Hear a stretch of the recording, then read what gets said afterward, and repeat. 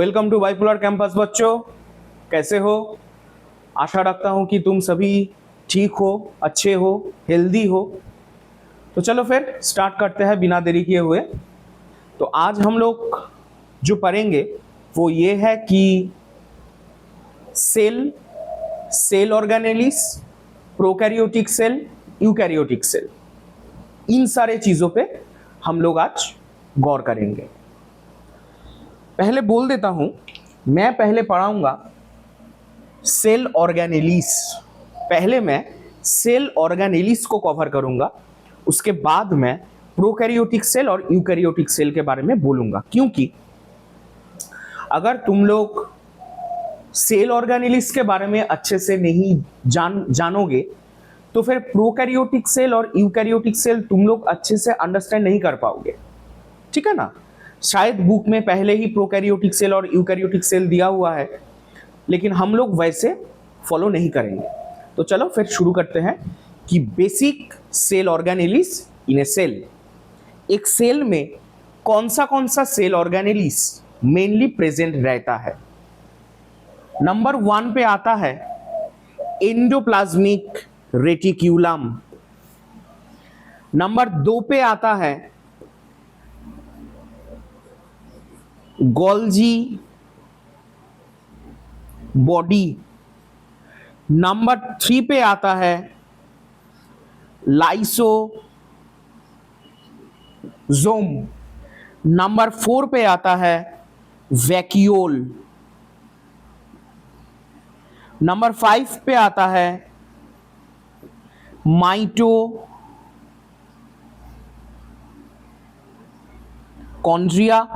Number 6 पे आता है प्लास्टिड। नंबर 7 पे आता है सेंट्रिओल एंड नंबर 8 पे आता है न्यूक्लियस। ठीक, endoplasmic reticulum, Golgi body, lysosome और वैक्यूल को एक साथ बोलते हैं एंडो मेम्ब्रेन सिस्टम। याद रखना। चलो फिर हम लोग स्टार्ट करते हैं एंडोप्लाज्मिक रेटिक्यूलम से।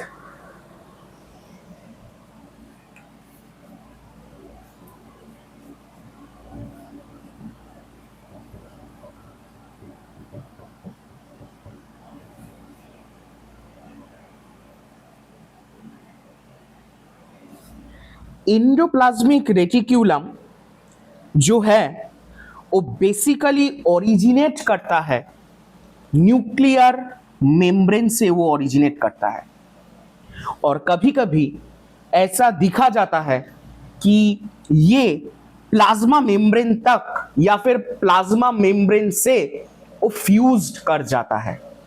कौन? Endoplasmic reticulum.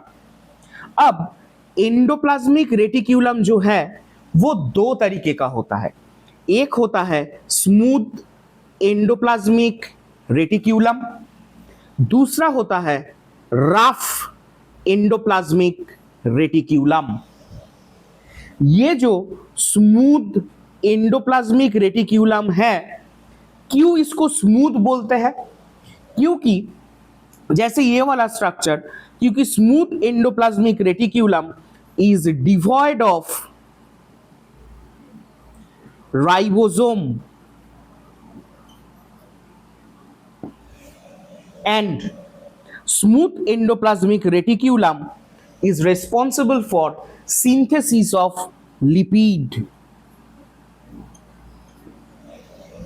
ठीक, next rough endoplasmic reticulum. rough endoplasmic reticulum में राइबोसोम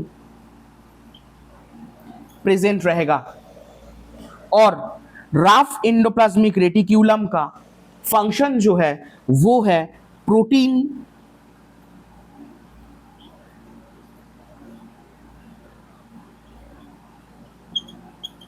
सिंथेसिस। अब एक सवाल आता है कि सर एग्जाम हॉल में जाके तो हम लोगों को मिक्सअप हो जाएगा, गड़बड़ हो जाएगा कि एसीआर का फंक्शन क्या है और आरईआर का फंक्शन क्या है। कुछ ऐसा ट्रिक्स हमें बोल दो कि एसीआर और आरईआर के बारे में, फंक्शन के बारे में हम लोगों को सोचना ही ना पड़े। वो मैं वीडियो के एंड में बोलूंगा, अभी नहीं। अब देखो हम लोग क्या कवर कर चुके, हम लोग एंडोप्लाज्मिक रेटिक्यूलम को कवर कर चुके हैं। इसका मतलब अब हम लोग नेक्स्ट जहां पे आएंगे वो है गोल्जी बॉडी।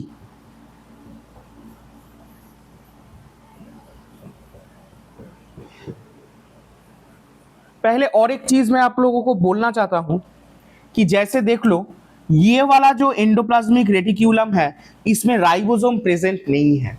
इसका मतलब ये आपका हो गया smooth endoplasmic reticulum.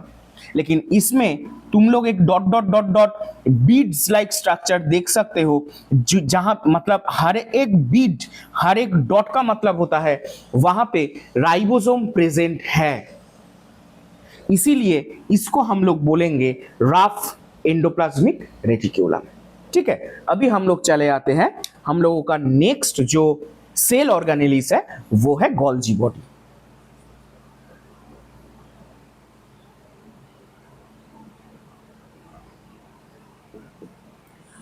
Golgi body को डिस्कवर किया था साइंटिस्ट कैमिलो गोल्जी ने, कैमिलो गोल्जी, इसीलिए इसका नाम हो गया गोल्जी बॉडी। अब क्या होता है गोल्जी बॉडी का फंक्शन क्या होता है पता है? जैसे मैंने बोला कि एंडोप्लाज्मिक रेटिक्यूलम का फंक्शन है सिंथेसिस करना प्रोटीन, लिपिड, कार्बोहाइड्रेट इन ए रॉ फॉर्म, उसको सिंथेसिस करना पड़ता है। अब एंडोप्लाज्मिक रेटिक्यूलम जो चीज या फिर जो भी मटेरियल सिंथेसिस करेगा वो पैकेजिंग होने के लिए चला जाएगा गोल्जी बॉडी में। गोल्जी बॉडी का फंक्शन है पैकेजिंग,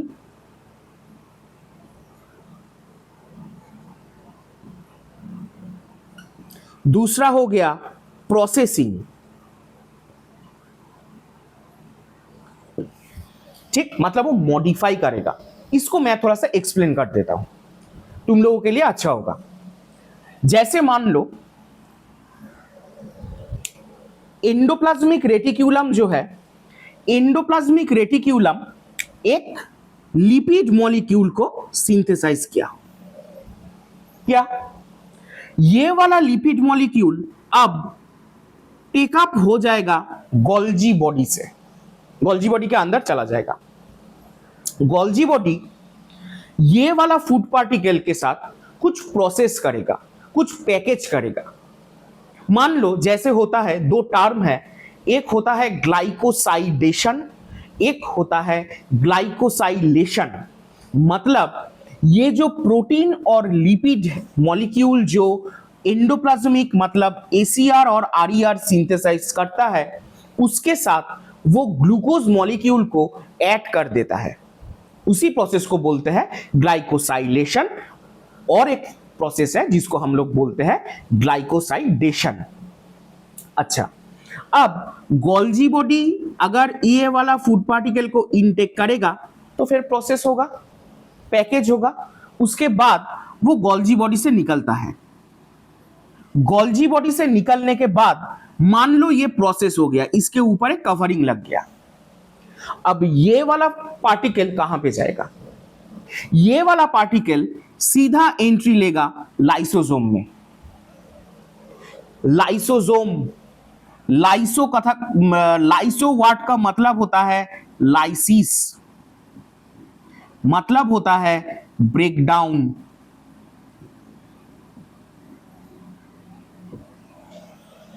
अब लाइसोसोम में वो वाला पार्टिकल के डाइजेशन होगा। लाइसोसोम डाइजेस्ट करता है, लाइसोसोम लाइसिस करता है, लाइसोसोम ब्रेकडाउन करता है। अब लाइसोसोम ब्रेकडाउन कर दिया, लाइसोसोम के अंदर वेस्ट मटेरियल प्रोडक्शन हो गया, वेस्ट यानी टट्टी समझ लो कि टट्टी लाइसोसोम में आ गया, लाइसोसोम के अंदर वो वेस्ट मटेरियल जो है वो वेस्ट मटेरियल सीधा जाके डिपॉजिट होगा वैक्यूल के अंदर। अब मैं दो चीज तुम लोगों को बोल देता हूं कि सर लाइसोसोम क्या है। आपने तो एंडोप्लाज्मिक रेटिक्यूलम बोला, आपने तो गोल्जी बॉडी बोला, लेकिन लाइसोसोम आप यूं ही पढ़ा दिए, ऐसे ऐसे कर दिया आपने हम लोगों के साथ। नहीं बेटा, मैं ऐसे नहीं करूंगा। मैं तुम लोगों को बोलता हूं लाइसोसोम के बारे में। लाइसोसोम एक ऐसा सेल ऑर्गेनेलिस है जिसमें कुछ एंजाइम प्रेजेंट रहता है। वो वाला एंजाइम नॉर्मली लाइसिस करता है। फॉर एन एग्जाम्पल, तुम लोग कभी गौर से लक्ष्य करना कि डॉग जो होता है यानी कुत्ता जो होता है, कुत्ता के कहीं पे भी बॉडी में अगर कोई भी घाव आता है तो वो उस घाव को बार बार लीक करता है, चाटते हैं उसमें। क्यों? रीजन क्या है? क्योंकि कुत्ते का जो सलाइवा है उसमें लाइसोजाइम मिलता है। लाइसोजाइम में बहुत सारा लाइसोसोम प्रेजेंट रहता है। अगर उस घाव में बैक्टीरियल इंफेक्शन होता है तो वो वाला बैक्टीरिया को ब्रेक डाउन कर देगा, लाइसिस कर देगा। कौन? लाइसोजाइम। लाइसोजाइम के अंदर क्या है? लाइसोसोम है। मतलब लाइसोसोम का बेसिक फंक्शन है ब्रेक डाउन करना यानी लाइसिस करना, क्योंकि लाइसोसोम के अंदर बहुत सारा लाइटिक एंजाइम प्रेजेंट रहता है।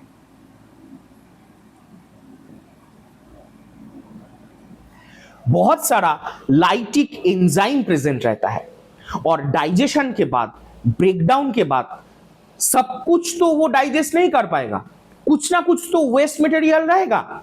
वो वाला वेस्ट मटेरियल कहां पे डिपॉजिट होगा? वो चला जाएगा वैक्यूल में। अब सवाल आता है कि सर वैक्यूल के बारे में कुछ बताइए ना, कुछ तो बताइए। वैक्यूल के बारे में अगर मैं तुम लोगों को बोलूं, वैक्यूल एक वैक्यूम होता है, एक वैकेंट स्पेस होता है जहां पे, जैसे वैक्यूल का बहुत सारा टाइप होता है। जैसे कुछ वैक्यूल्स होता है जो फूड वैक्यूल होता है। प्लांट्स में हम लोगों को गैस वैक्यूल देखने के मिल जाएगा। इसका मतलब वैक्यूल जो है वो एक वैक्यूम स्पेस है, एक वैकेंट स्पेस है जहां पे कहीं पे कुछ केस में हम लोग देखते हैं कि वैक्यूल के अंदर गैस प्रेजेंट रहता है, ऑक्सीजन प्रेजेंट रहता है। मतलब वैक्यूल, उस वाले वैक्यूल को हम लोग बोलते हैं गैस वैक्यूल। अगर वैक्यूल के अंदर फूड पार्टिकल डिपॉजिट हो रहा है तो उस वाले वैक्यूल को हम लोग बोलेंगे फूड वैक्यूल। ऐसे वैक्यूल प्रेजेंट रहता है और वैक्यूल के अंदर जो फ्लूइड प्रेजेंट रहता है उसको बोलते हैं सेल सैक। कभी कभी वैक्यूल जो है वो मेम्ब्रेन बाउंड होता है, कभी कभी वैक्यूल जो है वो मेम्ब्रेन लेस होता है। और वैक्यूल का, जिस वाले वैक्यूल में तुम मेम्ब्रेन ऑब्जर्व करोगे उस मेम्ब्रेन को बोलते हैं टोनोप्लास्ट। टोनोप्लास्ट हो गया। अब देखो, endoplasmic reticulum, Golgi body, lysosome और वैक्यूल एक साथ काम करता है। इसीलिए वीडियो के पहले ही मैं बोल दिया था कि endoplasmic reticulum, Golgi body, lysosome और vacuole is the part of endomembrane system. मतलब ये चार ऑर्गेनेलिस एक साथ काम करेगा, अलग अलग नहीं। ठीक है? अच्छा, अब दूसरा और सेल ऑर्गेनेल्स के बारे में हम लोग पढ़ेंगे और वो है तुम्हारा माइटोकॉन्ड्रिया। चलो फिर माइटोकॉन्ड्रिया के बारे में कुछ बोल देता हूं। देखो, माइटोकॉन्ड्रिया के बारे में हम सभी को पता है कि माइटोकॉन्ड्रिया को हम लोग बोलते हैं power house of cell. Power house of cell हम लोग क्यों बोलते हैं? क्योंकि माइटोकॉन्ड्रिया में एक मॉलिक्यूल एनर्जी तैयार होता है, energy in the form of ATP. A for adenosine, T for tri, P for phosphate. Mitochondria के अंदर एटीपी प्रोडक्शन होता है और एटीपी को हम लोग बोलते हैं एनर्जी करेंसी। एनर्जी करेंसी किसको बोलते हैं? एटीपी को बोलते हैं। इसीलिए माइटोकॉन्ड्रिया को हम लोग बोलते हैं power house of a cell. लेकिन एक चीज पे तुम लोगों का ध्यान नहीं रहता है, वो ये है कि माइटोकॉन्ड्रिया जो है वो double membrane bound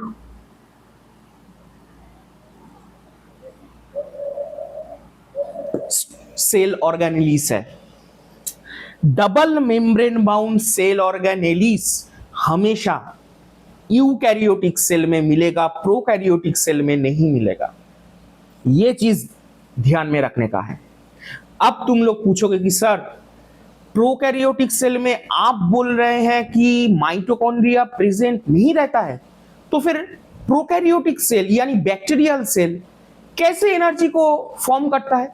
prokaryotic cell में प्लाज्मा मेम्ब्रेन ऐसे इनफोल्डिंग्स होता है और जिसको हम लोग बोलते हैं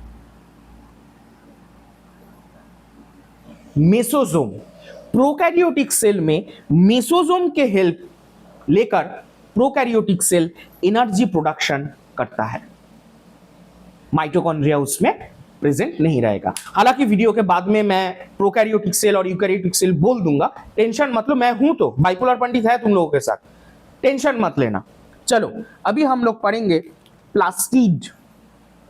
देखो प्लास्टिड जो है, प्लास्टिड भी एक डबल मेम्ब्रेन बाउंड स्ट्रक्चर है। ठीक है, प्लास्टिड बहुत तरीके का होता है। कैसे? कुछ प्लास्टिड ऐसा होता है, जैसे मान लो प्लास्टिड, कुछ प्लास्टिड ऐसा होता है जो फूड स्टोरेज करता है। ठीक है, जिसको हम लोग बोलते हैं ल्यूकोप्लास्ट, फूड स्टोर करता है। कुछ प्लास्टिड में क्लोरोफिल प्रेजेंट रहता है, उसको हम लोग बोलते हैं क्लोरोप्लास्ट। क्लोरोप्लास्ट में रहेगा क्लोरोफिल, क्लोरोफिल हेल्प करेगा फोटोसिंथेसिस में। और ये जो प्लास्टिड है ये भी डबल मेम्ब्रेन बाउंड स्ट्रक्चर है। ठीक, और भी कुछ तरीके का प्लास्टिड होता है, जैसे मान लो जैसे क्लोरोप्लास्ट एक तरीके का प्लास्टिड हो गया, और एक प्लास्टिड होता है जिसको हम लोग बोलते हैं क्रोमोप्लास्ट। क्रोमो वर्ड का मतलब होता है कलर, मतलब वो सारा प्लास्टिड जो कलरेशन लाता है। कैसे? जैसे अगर तुम एक टमाटर जो पका नहीं है उसको अगर तुम देखोगे तो वो ग्रीन कलर का होगा, क्योंकि उसमें क्लोरोप्लास्ट प्रेजेंट रहता है फोटोसिंथेसिस के लिए। लेकिन जैसे वो टमाटर राइपेन होता है उसका कलर चेंज हो जाता है, क्योंकि उसमें जो प्लास्टिड है तब कैरोटीन प्रेजेंट रहेगा as a colour, as a chromoplast. As a chromoplast एक राइपेन टमाटर में कैरोटीन प्रेजेंट रहेगा। चिली मिर्ची, उसमें प्रेजेंट रहता है लाइकोपिन बोल के एक क्रोमोप्लास्ट। क्रोमो का मतलब होता है कलर। मिर्ची दो तरीके का होता है, एक हरा मिर्च, एक लाल मिर्च। दोनों में ही जब हरा मिर्च में तुम्हें लाइकोपिन मिलेगा और जो लाल मिर्च है उसमें तुम्हें हरा मिर्च जो है उसमें तुम्हें क्लोरोप्लास्ट मिलेगा, और जो लाल मिर्च है उसमें तुम्हें लाइकोपिन मिलेगा, कैरोटीन मिलेगा। गाजर का कलर क्या होता है? सैफरन कलर होता है, ऑरेंज कलर होता है। ऑरेंज कलर क्यों होता है? क्योंकि उसमें कैरोटीन प्रेजेंट रहता है। कैरोटीन एक क्रोमोप्लास्ट है। ठीक है, ये हो गया प्लास्टिड के बारे में डिस्कशन। अभी हम लोग आते हैं मोस्ट इंपॉर्टेंट राइबोसोम। चलो फिर स्टार्ट करते हैं। बेसिकली राइबोसोम जो है, ribosome is of two types. Ribosome दो तरीके का होता है। एक तुम लोगों का होता है 70S 70S, एक होता है 80S राइबोसोम। दो तरीके का होगा, एक होगा 70S, एक होगा 80S। सर ये वाला डिजिट क्या है, क्या है सर? भूलभाल बोल रहे हैं आप? नहीं नहीं नहीं, मैं ठीक ही बोल रहा हूं। राइबोसोम में दो सब यूनिट रहेगा, एक हो गया स्मॉलर, एक हो गया लार्जर। वैसे ही 80S में भी दो सब यूनिट रहेगा, एक हो गया स्मॉलर, एक हो गया लार्जर। 70S राइबोसोम में जो स्मॉलर सब यूनिट है सॉरी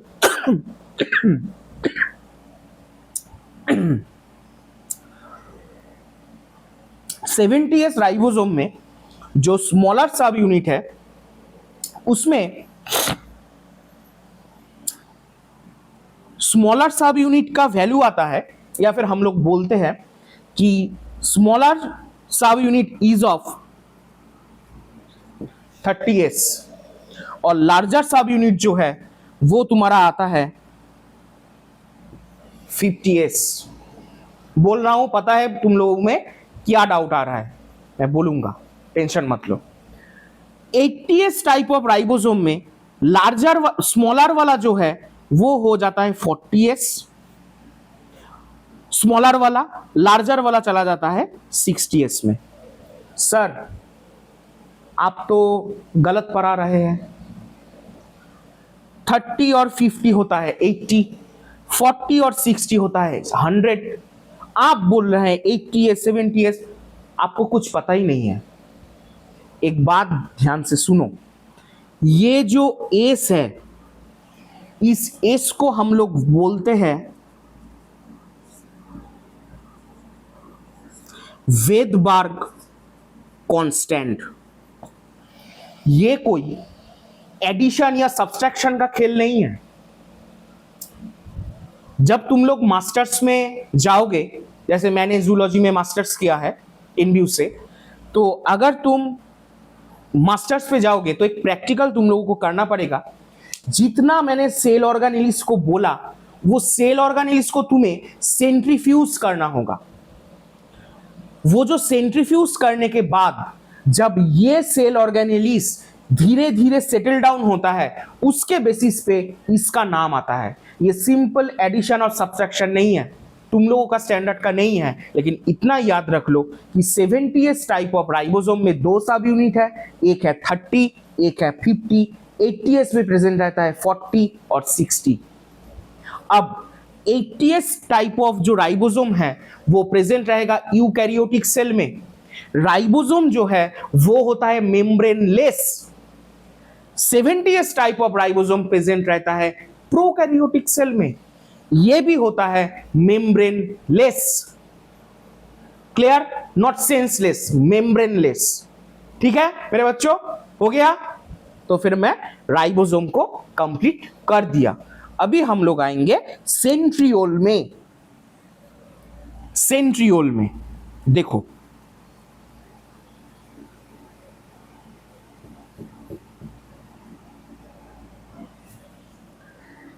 सेंट्रियोल एक ऐसा सेल ऑर्गेनेलिस है जो सेल डिवीजन में हेल्प करता है। इसका फंक्शन ही है सेल डिवीजन में हेल्प करना। और सेंट्रियोल अगर एक एमॉर्फस फ्लूइड से जब सराउंडेड होता है तो यह बन जाता है एक मेम्ब्रेनलेस सेल ऑर्गेनेलिस जो एक्सक्लूसिवली एनिमल सेल में प्रेजेंट रहेगा। प्लांट सेल में सेंट्रियोल जो है वो प्रेजेंट नहीं रहता है। सेंट्रियोल दो यूनिट से बना रहता है। ये दो यूनिट ऐसे रहेगा कि ये दो परपेंडिकुलर टू ईच अदर होगा। ठीक है, बेसिकली इसको बोलते हैं सेंट्रियोल और जब ये सेंट्रियोल एक एमोर्फस फ्लूइड से सराउंडेड हो जाता है तब उसको हम लोग बोलते हैं सेंट्रोजोम। एंड सेंट्रोजोम और centriole is help in cell division. वो सेल डिवीजन में हेल्प करेगा। जब मैं सेल चैप्टर क्लास 10 में है शायद सेल डिवीजन वाला चैप्टर, तो जब क्लास 10 में तुम लोग सेल डिवीजन पढ़ोगे तब तुम लोगों का ये वाला जो पोर्शन है यानी सेंट्रियोल वाला जो पोर्शन है ये तुम लोग देखोगे कि वहां पे मेंशन किया हुआ है। ठीक है, तो हम लोग एक बार में एक झटक से एक रिकैप कर लेते हैं। क्या क्या पढ़ा हमने? हम लोग पढ़े एंडोप्लाज्मिक रेटिक्यूलम, याद है मैं ट्रिक्स बोल दूंगा। एंडोप्लाज्मिक रेटिक्यूलम, एंडोप्लाज्मिक रेटिक्यूलम दो तरीके का होता है, एक होता है स्मूथ, एक होता है राफ। राफ में प्रेजेंट रहता है राइबोसोम। डन। ईआर के बाद मतलब ईआर मतलब ये वाला नहीं, ईआर मतलब एंडोप्लाज्मिक रेटिक्यूलम। एंडोप्लाज्मिक रेटिक्यूलम के बाद जो सेल ऑर्गेनेलिस आता है उसको हम लोग बोलते हैं गोल्जी बॉडी। गोल्जी बॉडी के बाद आता है लाइसोसोम। लाइसोसोम के बाद आता है वैक्यूल।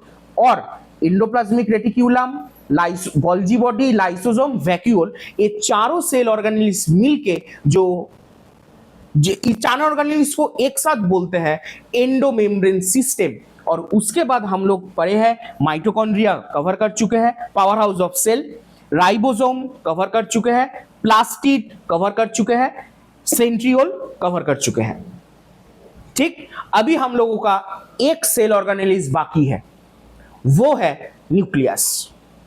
ठीक, पहले न्यूक्लियस पढ़ेंगे, उसके बाद मैं ये ट्रिक को तुम लोगों को बोलूंगा कि कैसे स्मूथ एंडोप्लाज्मिक रेटिक्यूलम और रफ एंडोप्लाज्मिक रेटिक्यूलम को कैसे तुम लोग याद रखोगे, वो मैं बाद में बोलूंगा। ठीक है, चलो बोलूंगा, टेंशन मतलब बोलूंगा, न्यूक्लियस पढ़ाने के बाद बोलूंगा। रे बाबा, इतना इम्पेशेंस क्यों होते हो? मेरे बाइपोलर पंडित के ऊपर थोड़ा सा तो ट्रस्ट रखो। तुम लोग जेनजी सत में ट्रस्ट ही नहीं करते हो।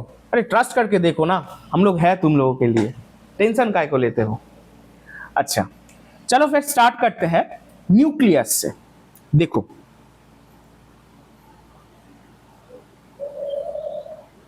न्यूक्लियस को बोलते हैं हेड ऑफिस ऑफ द और ब्रेन ऑफ द सेल, क्योंकि न्यूक्लियस के अंदर डीएनए प्रेजेंट रहता है।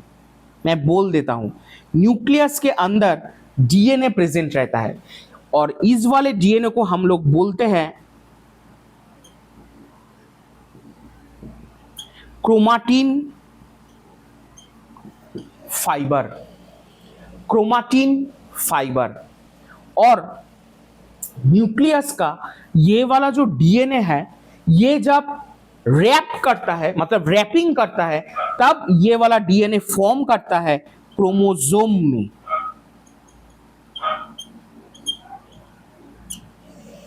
न्यूक्लियस के अंदर जो साइटोप्लाज्म प्रेजेंट रहता है या फिर जो सेमी विस्कस फ्लूइड प्रेजेंट रहता है, उसको हम लोग बोलते हैं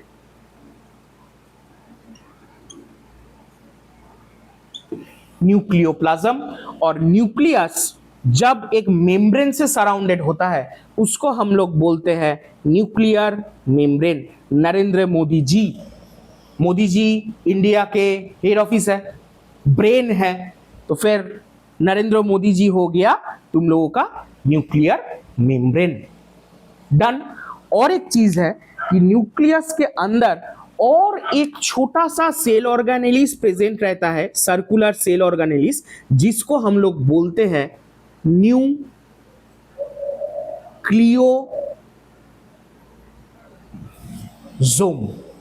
न्यूक्लियोसोम जो है वो आरएनए सिंथेसिस में हेल्प करता है।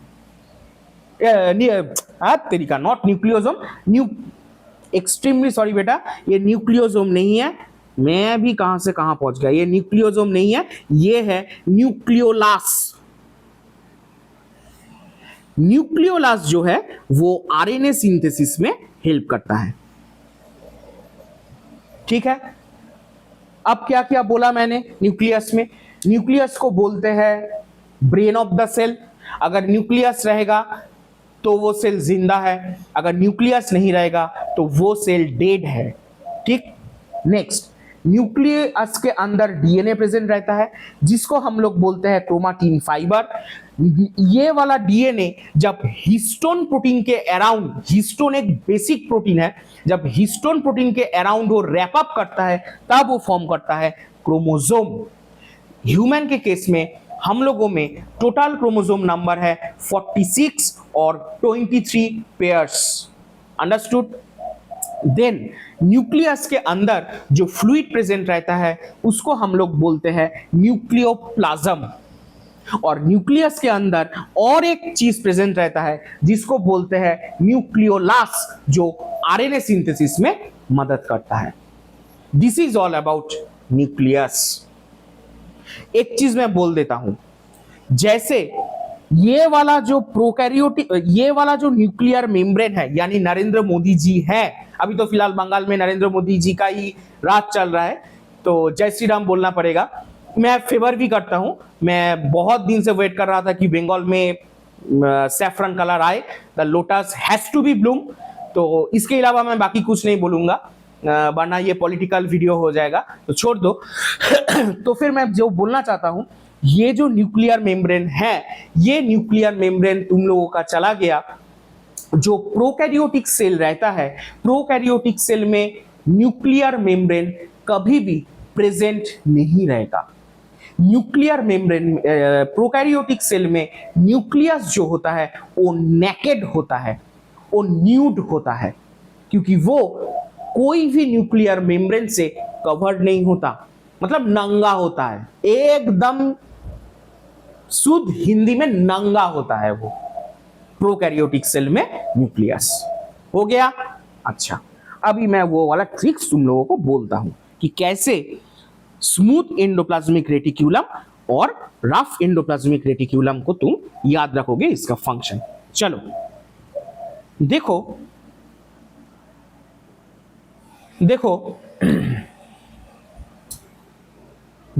Two types, rough endoplasmic reticulum हो गया,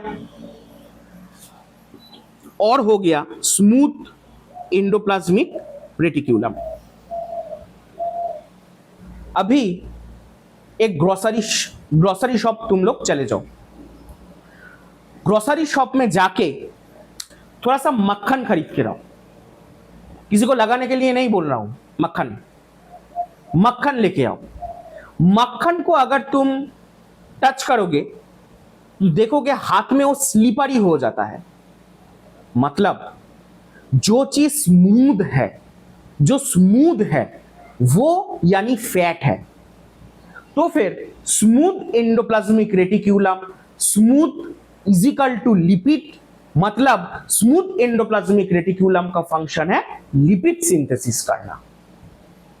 रफ एंडोप्लाज्मिक रेटिक्यूलम क्या प्रेजेंट रहता है? रफ में प्रेजेंट रहता है राइबोसोम।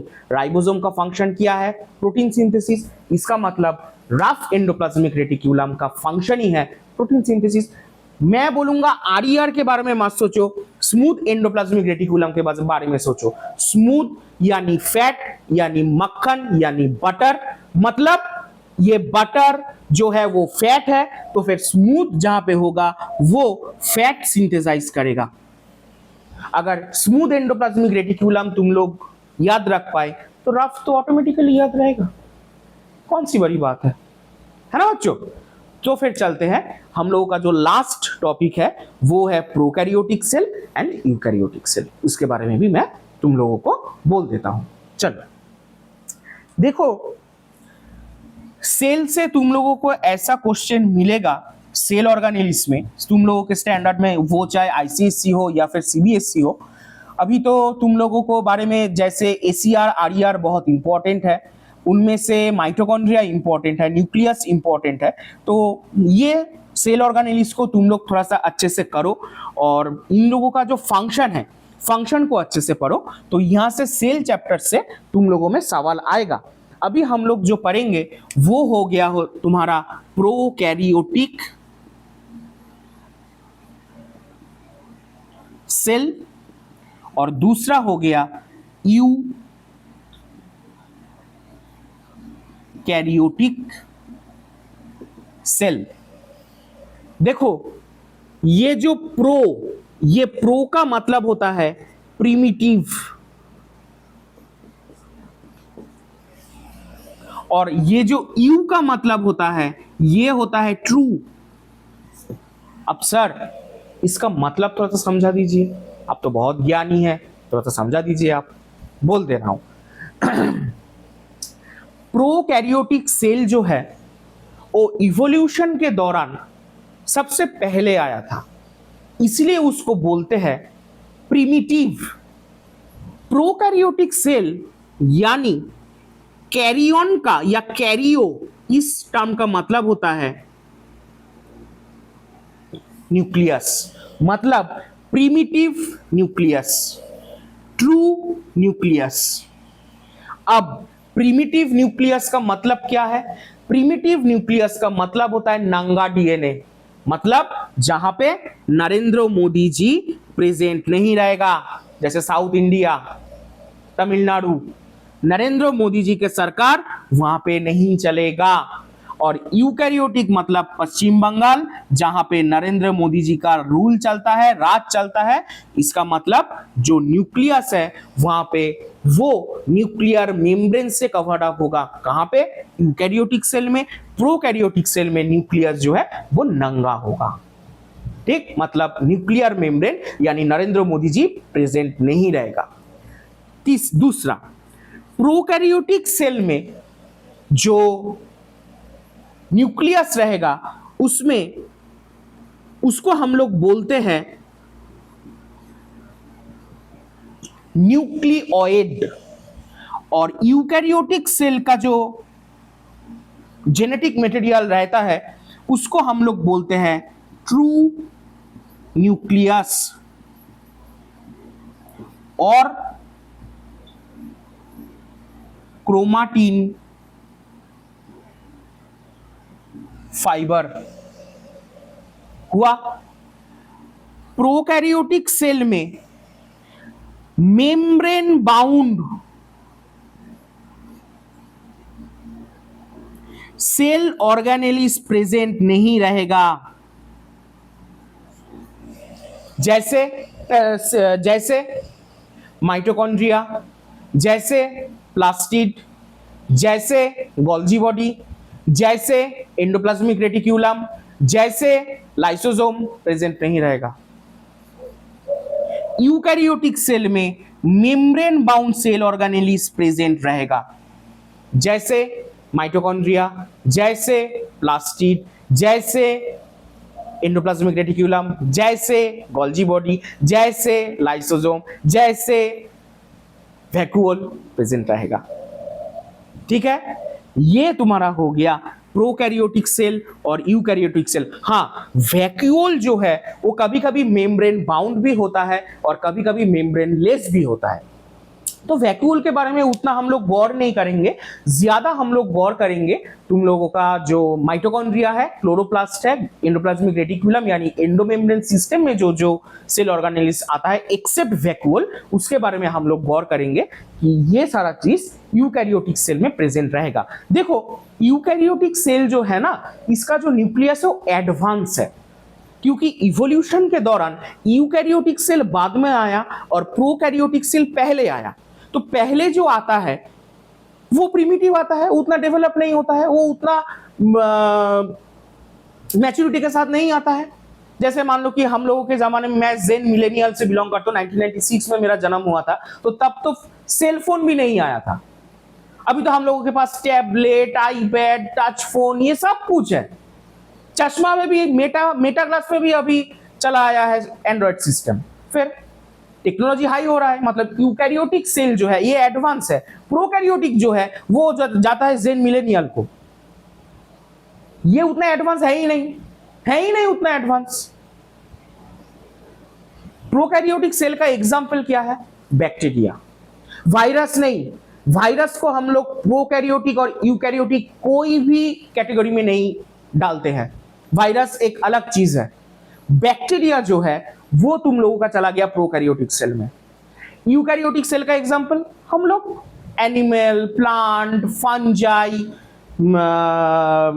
डायटोम्स, सब कुछ, प्रोटिस्टान, सब कुछ तुम लोगों का चला गया यूकैरियोटिक सेल में। This is all about prokaryotic cell and eukaryotic cell. अगर वीडियो अच्छा लगा है थोड़ा सा कमेंट कर देना, एक लाइक कर देना और चैनल को सब्सक्राइब कर देना। थैंक यू, मिलते हैं अगले वाले वीडियो में।